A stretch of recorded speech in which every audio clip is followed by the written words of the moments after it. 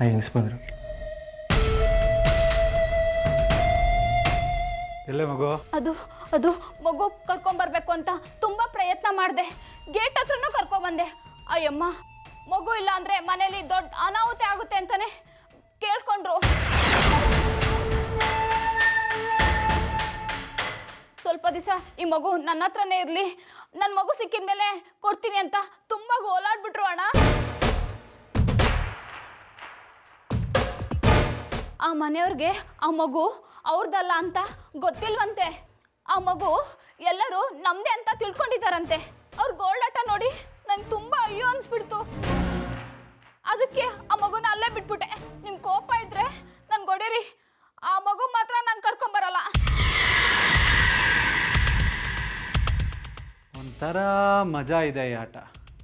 ಜಾನ್ವಿಗೆ ತನ್ನ ಹತ್ರ ತಂದೆ ಮಗು ಇದೆ ಅಂತ ಗೊತ್ತಿಲ್ಲ.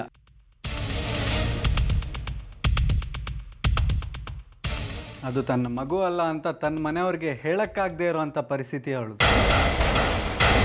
ನೀನು ಆ ಮಗುನ ತೊಗೊಂಡು ಬಂದುಬಿಟ್ಟಿದ್ದಿದ್ರೆ ಮನೆಯವ್ರಿಗೆಲ್ಲ ಕ್ಲಿಯರ್ ಆಗ್ತಾಯಿತ್ತು. ಆ ಮನೆಯವರೆಲ್ಲ ಹತ್ತು ಕರೆದು ಆ ಮಗು ಸತ್ತಿದೆಯೋ ಬದುಕಿದೆಯೋ ಮುಂದೇನು ಮಾಡಬೇಕು ಅನ್ನೋ ತೀರ್ಮಾನಕ್ಕೆ ಬರ್ತಾಯಿದ್ರು. ಅದರಿಂದ ನಮಗೇನು ಪ್ರಯೋಜನ ಆಗ್ತಿರಲಿಲ್ಲ. ಆದರೆ ಈಗ ಕ್ರಿಯೇಟ್ ಆಗಿರೋ ಪರಿಸ್ಥಿತಿಯಿಂದ ಜಾನ್ವಿ ತನ್ನ ಮಗುನ ಒಪ್ಕೊಳ್ಳೋಕ್ಕೂ ಆಗದೆ, ಮನೆಯವ್ರ ಹತ್ರ ಸತ್ಯನೂ ಹೇಳೋಕ್ಕಾಗದೆ ವಿಲ ವಿಲ ಅಂತ ಒದ್ದಾಡ್ತಿದ್ದಾಳೆ. I like it. ಈಗ ನೀನು ಆ ಮಗುನ ತಂದು ತೋರಿಸೋ ಅವಶ್ಯಕತೆ ಇಲ್ಲ. ಆ ಮಗು ಅಲ್ಲೇ ಬಿದ್ದಿರಲಿ. ಅವತ್ತು ನನ್ನ ಮಗು ನಾನು ಅವಳಿಂದ ಕಳ್ಕೊಂಡೆ. ಹುಚ್ಚಿನ ಥರ ಆದೆ. ನನ್ನ ಮಗು ತನ್ನ ಹತ್ರ ಇದ್ರೂ ಆ ನೋವಲ್ಲೇ ಅವಳು ಒದ್ದಾಡ್ತಾಳೆ. ಮನೆಯವ್ರಿಗೆ ವಿಷಯ ಎಲ್ಲಿ ಗೊತ್ತಾಗುತ್ತೋ ಅಂತ ಆತಂಕದಲ್ಲೇ ಬದುಕ್ತಾಳೆ. ಅದಕ್ಕೆ ನೀನು ನಾನು ಹೇಳ್ದಾಗ ಮಾಡಲೇಬೇಕು. ಮಾಡ್ತೀಯ ತಾನೆ? ಮಾಡ್ತೀನಿ ಅಣ್ಣ, ಮಾಡ್ತೀನಿ. ಗುಡ್. ಈಗ ಮನೆಗೆ ಹೋಗು. ಮುಂದೆ ಯಾವಾಗ ಏನು ಕೆಲಸ ಮಾಡಬೇಕು ಅಂತ ನಾನು ಹೇಳಿ ಕಳಿಸ್ತೀನಿ. ಒಂದು ನಿಮಿಷ. ಆ ಮಗು ಜಾನ್ವಿದು ಅಂತ ಜಾನ್ವಿಗೂ ತನ್ನ ಮನೆಯವ್ರಿಗೂ ಗೊತ್ತಾಗಬಾರ್ದು. ಬಾಯಿ ಮುಚ್ಕೊಂಡಿರಬೇಕು. ಬಾಯಿ ತೆಗೆದ್ರೆ ಭಿಕ್ಷೆ ಬೇಡಕ್ಕೂ ಕೈಗಳಿರಲ್ಲ. ಹಾಗೆ ಮಾಡ್ಬಿಡ್ತೀನಿ. ಹೋಗು. ಬಾಸ್, ಜಾನ್ವಿಗೆ ಬಂದಿರೋ ಸ್ಥಿತಿ ಈ ಜಗತ್ತಿನಲ್ಲಿ ಯಾರಿಗೂ ಬಂದಿರಲ್ಲ ಅಲ್ವಾ? ಹೌದು ಕಣ.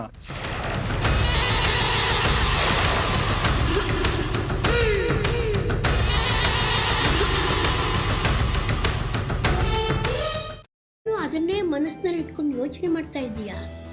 ಮೊದಲು ಅದರಿಂದ ಹೊರಗಡೆ ಬಾ.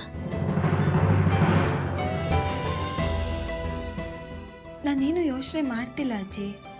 ನಿನ್ನ ಚಿಕ್ಕ ಮಗುವಿಂದ ನೋಡ್ತಾ ಇದ್ದೀನಿ. ಯಾವುದಾದ್ರೂ ಯೋಚನೆಯಿಂದ ಹೊರಗಡೆ ಬಂದೆ ಅಂತ ನೀನು ಮಾತು ಹೇಳಿದ್ರು ನಿನ್ನ ಮನಸ್ಸೆಲ್ಲ ಅದರಲ್ಲೇ ಇರುತ್ತೆ. ಅದಿತಿ, ಯಾವುದ್ರ ಬಗ್ಗೆ ಯೋಚನೆ ಮಾಡ್ತಿದ್ಯಾ? ಶ್ರೀಚಕ್ರ ನಮ್ಮ ಕೈವಶವಾದ್ರೆ ಇಡೀ ಜಗತ್ತೇ ನಮ್ಮ ಪಾಳೆ ಪಟ್ಟೆ.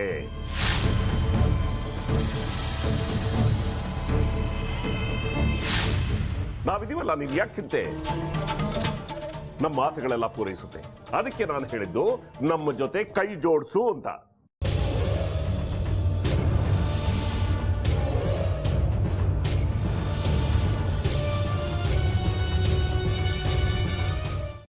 ವೆಜ್ ಖಾರ ಬಾತ್ ಮಾಡುವ ವಿಧಾನ: ಒಂದು ಬಾಣಲಿಗೆ ತುಪ್ಪ, ಸಾಸಿವೆ, ಕಡಲೆಬೇಳೆ, ಉದ್ದಿನಬೇಳೆ, ಗೋಡಂಬಿ ಹಾಕಿ ಹುರಿದು ಕರಿಬೇವು, ಬಾಡಿಗೆ ಮೆಣಸಿನಕಾಯಿ, ಕ್ಯಾರೆಟ್, ಬಟಾಣಿ, ಟೊಮ್ಯಾಟೊ, ಕಲ್ಲುಪ್ಪು, ಬೆಲ್ಲ, ಬಿಸಿಬೇಳೆ ಬಾತ್ ಪುಡಿ, ಅರಿಶಿನ, ರವೆಯ 3 ಅಳತೆಯಷ್ಟು ನೀರು ಹಾಕಿ ಚೆನ್ನಾಗಿ ಕುದಿ ಬಂದ ಮೇಲೆ ಹುರಿದ ಬನ್ಸಿ ರವೆ ಹಾಕಿ ಕಲಸಿ. ಈಗ ವೆಜ್ ಖಾರ ಬಾತ್ ಸವಿಯಲು.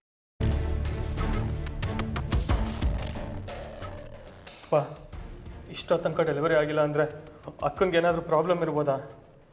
ಆ ಥರ ಏನಾದರೂ ಇದ್ದರೆ ಡಾಕ್ಟ್ರು ಬಂದು ಹೇಳ್ತಿರ್ಲಿಲ್ವ ರವಿ?